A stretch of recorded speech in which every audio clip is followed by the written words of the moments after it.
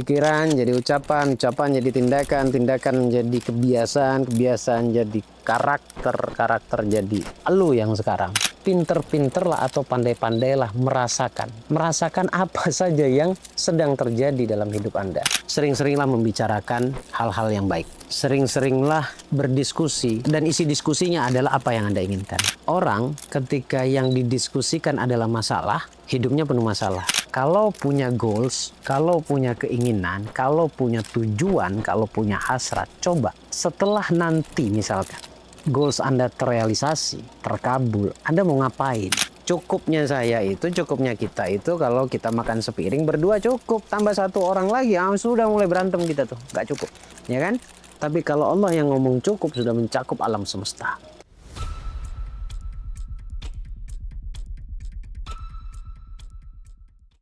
Assalamualaikum warahmatullahi wabarakatuh.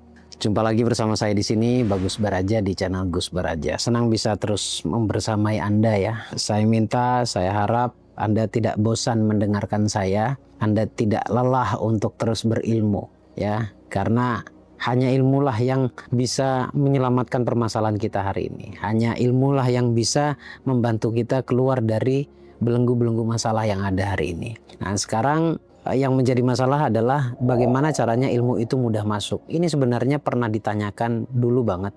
Salah satu yang bertanya adalah tim saya sendiri, yaitu Mas Roni. Mas Roni itu juga pernah bertanya, gimana sih caranya agar ilmu yang kita pelajari itu mudah masuk, agar kita tidak salah dalam mengamalkannya atau mempraktekannya. Hanya ada dua sebenarnya. Entah ini dikatakan dua sebab atau dua cara, saya juga nggak tahu. Nanti Anda bisa tarik kesimpulan sendiri. Orang sulit menerima ilmu itu biasanya karena banyaknya masalah. Atau kita baru sibuk mencari ilmu ketika kita sudah dihujani masalah. Yang kedua adalah ketika berilmu didominasi oleh masalah. Jadi ketika berilmu, ketika belajar maksudnya, kesampingkan dulu semua masalahnya. Nah, kalau kita bisa menempatkan pada tempatnya, kayak misalkan kalau kita lagi punya masalah, terus kita ingin belajar sebuah ilmunya, simpan dulu masalahnya, kesampingkan dulu. Nah, inilah yang akan membuat ilmu itu mudah masuk. Tapi kan pada realitanya, ya sekali lagi ini bukan salah atau benar, tapi karena belum sadar saja bahwa ilmu itu begitu pentingnya. Ya, saking pentingnya, ada sebuah keterangan mengatakan, tuntutlah ilmu dari mulai suapan ibu hingga ke liang lahat. Artinya dari mulai pertama nafas itu dihembuskan sampai nanti nafas terakhir dihembuskan. Saking pentingnya ilmu. Dan ilmu itu oleh Allah dihukumkan wajib. Ya, manusia itu wajib menuntut ilmu. Ilmu apa saja? Ya apa saja. Selama sifatnya kita tidak tahu kemudian kita ingin tahu, itu namanya ilmu. Gitu ya. Nah, ya harapan saya tadi itu Anda tidak bosan mendengarkan saya, karena kita akan selamat jika kita sudah berilmu. Orang berilmu itu pasti berkesadaran. Kali ini saya akan bahas apa ya? Lebih tepatnya membahas atau sharing ya. Sharing aja deh. Kalau membahas itu kesannya antara guru dan murid ya. Tapi lebih tepatnya sharing. Saya mau berbagi kepada Anda beberapa hal atau kiat-kiat apa saja yang harus Anda lakukan untuk menempuh perubahan dalam hidup. Saya minta Anda dengerin, simak baik-baik sampai selesai. Videonya nggak panjang kok. Kalaupun panjang 15 menit. Daripada yang panjang nanti masalahnya, mendingan belajarnya yang panjang. Karena nanti masalahnya akan pendek gitu. Logikanya begitu ya. Ada 5 hal atau 5 cara yang harus Anda lakukan dalam keseharian. Ini kita akan bicara tentang finansial, tentang kebangkitan finansial, tentang kesadaran, awareness, ya kesadaran diri ya. Yang pertama apa? Ayo kita luaskan niat kita. Innama a'malu binniyat. Setiap perilaku itu tergantung pada niatnya. Kalau niatnya baik, maka hasilnya baik. Cause and effect ya, tabur tuai. Jadi kalau niatnya di awal itu baik, maka hasilnya akan baik. Nah, banyak orang terjebak ketika belajar caranya meningkatkan finansial itu, tujuannya semata-mata adalah kekayaan. Salahkah itu? Sekali lagi saya tidak bisa mengatakan ini salah atau benar. Kurang tepat mungkin iya. Salahkah kalau niatnya mengejar kekayaan? Kurang tepat. Niat yang tepat adalah khairun nas anfa'uhum linnas. Sebaik-baik manusia adalah manusia yang bermanfaat untuk manusia yang lainnya atau untuk orang lain. Di sini kita diajarkan untuk apa? Untuk melatih diri kita yang hidup kita ini agar tidak sia-sia begitu saja. Hidup kita ini penuh dengan nilai manfaat. Kalau punya goals, kalau punya keinginan, kalau punya tujuan, kalau punya hasrat, coba setelah nanti misalkan goals Anda terrealisasi, terkabul, Anda mau ngapain? Jadi ada ending story-nya, ada akhir dari ceritanya Anda mau ngapain nih. Anda misalkan goals-nya 100 juta. Pertanyaannya, goals 100 juta itu apakah tujuan akhir gitu loh. Kalau tujuan akhirnya berarti kurang tepat. Anda hanya ingin mengayakan diri sendiri. Dan dari sisi kecepatannya agak lambat untuk merealisasikan itu. Jadi seharusnya endingnya apa? Endingnya adalah Anda mau ngapain dengan uang 100 juta itu? Misalkan Anda tanya saya ini, Anda tanya balik ke saya. Kalau Gus, goalsnya 1 miliar. Gus mau ngapain? Pertama, yang akan saya lakukan adalah 1 miliar misalkan dalam kurun waktu 3 bulan. Kaget ya? 3 bulan ya? Enggak lah, nggak usah kaget. Saya tahu batasan pikiran saya gitu. 1 miliar misalkan 3 bulan. Saya mau ngapain nih dengan uang 1 miliar itu? Saya akan pertama ngajak sekeluarga dan tim saya. Amin ya rabbal alamin. Umroh. Umroh kan nggak mahal. Paling banter yang eksklusif itu 40 juta. Ya kan? 40 juta kali lah misalkan 10 orang. 400 juta. Tapi dengan fasilitas yang sangat baik. Nah, pertama itu. Lihat, tujuannya adalah manfaat. Ya kan? Bukan semata-mata ingin mengayakan diri saya sendiri. Karena kalau niatnya manfaat untuk orang lain, udah pasti continue itu. Kebaikannya itu akan continue datang kepada kita. Kalau mengayakan diri sendiri, stop di situ ya. Coba perhatikan niatnya apa. Anda kalau goalsnya terrealisasi, keinginannya terrealisasi, itu Anda mau ngapain? Dan dari sini saja di poin pertama kita bisa tahu nih, doanya itu dasarnya nafsu atau dasarnya adalah manfaat. Kalau dasarnya nafsu udah pasti mentoknya di saya pingin kaya tok gitu ya. Tapi kalau dasarnya manfaat, saya akan melakukan sesuatu ketika saya sudah kaya. Yang pertama apa? Niat. Niatnya apa? Khairun nas anfa'uhum linnas gitu. Ya, itu yang pertama. Kemudian yang kedua, yang perlu Anda lakukan adalah rutin ini ya, setiap hari dilakukan, yaitu memperbaiki takwanya Anda. Nah, takwa ini kan macam-macam ya. Mungkin kita bisa mulai dari sholat.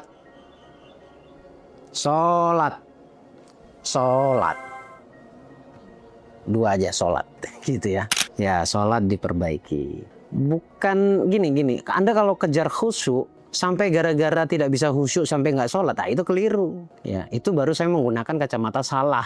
Tapi dengan sholat Anda akan ngerti khusyuk itu seperti apa. Sholat. Kemudian takwa itu adalah menyerahkan semuanya, semua urusan tanpa terkecuali mengembalikan semua urusan kepada Allah. Dalam hal ini definisinya dalam ilmu pengembangan diri adalah let go atau letting go. Totalitas pasrah kepada Allah. Seperti yang Allah sampaikan, mayyattaqillaha yaj'al lahu makhraja. Jika kalian bertakwa, aku akan berikan jalan keluar.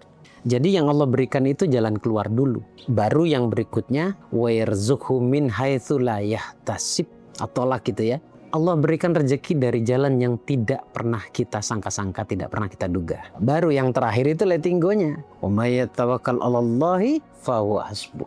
Dan barang siapa yang berserah diri, letting go, sepenuhnya, nggak ada kemelekatan dalam hati, maka akan aku cukupkan semua urusannya. Wah, yang ngomong cukup ini bukan saya, yang ngomong cukup ini Allah. Cukupnya saya itu, cukupnya kita itu kalau kita makan sepiring berdua cukup, tambah satu orang lagi, sudah mulai berantem kita tuh, nggak cukup, ya kan? Tapi kalau Allah yang ngomong cukup, sudah mencakup alam semesta. Sudah mencakup alam semesta. Bahkan ada sebuah kiasan yang sangat indah. Untuk ini babnya syukur sebenarnya sih. Kiasan yang sangat indah. Jika seandainya lautan ini menjadi tintanya, dan jika seandainya pepohonan di semesta ini menjadi penanya, tidak akan pernah cukup menggambarkan anugerah terbaiknya dari Allah. Bayangkan. Awas. Oke, kita mulai lagi ya. Yang kedua adalah takwa. Itu tandanya saya suruh jangan panjang-panjang, oke? Yang ketiga, tolong perbaiki kata-kata Anda. Karena kata-kata itu tanpa kita sadari ataupun kita sadari adalah sebuah manifestasi, sebuah cicilan. Nyicil gitu, nyicil manifestasi. Kita kata-kata yang dikeluarkan tanpa beban, itu sejatinya doa kita juga gitu loh. Kayak misalkan begini, besok saya pengen makan A gitu, misalkan menunya. Entah hari ini entah besok ada aja jalannya yang akhirnya Anda dibawa ke makanan tersebut. Kenapa itu? Karena ketika Anda mengucapkan tanpa beban, Dan sayangnya ketika kita mengucapkan tanpa beban, yang kita ucapkan yang tanpa beban itu sayangnya biasanya negatif. Kalau kita mengucapkan hal-hal yang tidak baik, itu rata-rata tanpa beban kita. Tanpa beban itu maksudnya tidak ada penuh dengan keyakinan gitu lah. Beda dengan ketika kita mengucapkan kebaikan, tiba-tiba ada kritisnya yang berbicara, area kritis mengatakan begini, besok, misalkan afirmasi ya, kata-kata itu kan identik dengan afirmasi. Besok saya mendapatkan uang 10 juta misalkan gitu. Nggak percaya Anda, tiba-tiba Anda kritis di situ. Tapi kelihatannya besok saya akan mengalami A, B, dan C. Tanpa beban, langsung terjun bebas ke bawah sadar. Makanya kita hati-hati dengan ucapan kita. Karena gini, nasib kita hari ini juga kontribusi oleh kata-kata kita di masa lalu. Pikiran jadi ucapan, ucapan jadi tindakan, tindakan jadi kebiasaan, kebiasaan jadi karakter, karakter jadi elu yang sekarang. Jadi diri kita yang sekarang. Jadi kata-kata itu perlu dan wajib diperbaiki. Walaupun asal muasalnya kata-kata itu juga berangkatnya dari pikiran. Pikiran berangkatnya dari perasaan. Jadi memang perlu untuk memperbaiki kata-kata kita ya. Jadi hati-hati dengan kata-kata Anda. Karena Allah itu bagaimana sangka hambanya. Dan kata-kata kita ini juga menggambarkan sangka-sangkanya kita. Jadi hati-hati ya. Karena zikir itu juga berangkatnya dari kata-kata. Atau kata-kata itu ya zikir juga gitu loh. Ya. Jadi perhatikan itu, perbaiki itu. Anda tahu kok standarnya baik dan buruk itu seperti apa. Kemudian yang berikutnya adalah perbanyak syukur. Syukur itu luas teman-teman. Syukur itu tidak hanya dengan sesimpel kita mengucapkan Alhamdulillah. Syukur itu harus totalitas merasakan apa yang disyukuri. Sebut saja misalkan kopi. Kopi itu alhamdulillah saya punya kopi, saya bisa minum kopi. Itu kayaknya cuma di kata saja, nggak ada atau nggak kuat energinya. Tapi akan kuat ketika dirasakan kopinya. Jadi tugas kita tuh hanya merasakan. Pinter-pinterlah atau pandai-pandailah merasakan. Merasakan apa saja yang sedang terjadi dalam hidup Anda. Saya closing di sini. Anda lagi mandi, rasakan airnya ya. Rasakan sabunnya. Anda lagi makan, rasakan, dan Anda benar-benar berada di waktu itu. Dengan tidak memikirkan yang lainnya, rasakan saja apa yang Anda makan. Anda minum juga demikian. Karena gini, kita tidak ditugaskan untuk kemana-mana sebenarnya. Kita ditugaskan, tugas kita tuh sebenarnya ya sekarang nih, present now ini. Yang saya lagi ngonten begini, ya saya nggak mikirin yang lainnya. Saya merasakan konten saya. Saya berada benar-benar di waktu sekarang, saya sadar banget saya sedang ngobrol dengan Anda. Kemudian saya lagi ngapain? Saya tadi habis ngopi. Nah, kopi itu yang saya rasain. Saya tadi ngobrol sama istri. Ya udah, saya ngobrol sama istri dengan tidak memikirkan di luar yang sedang saya rasakan.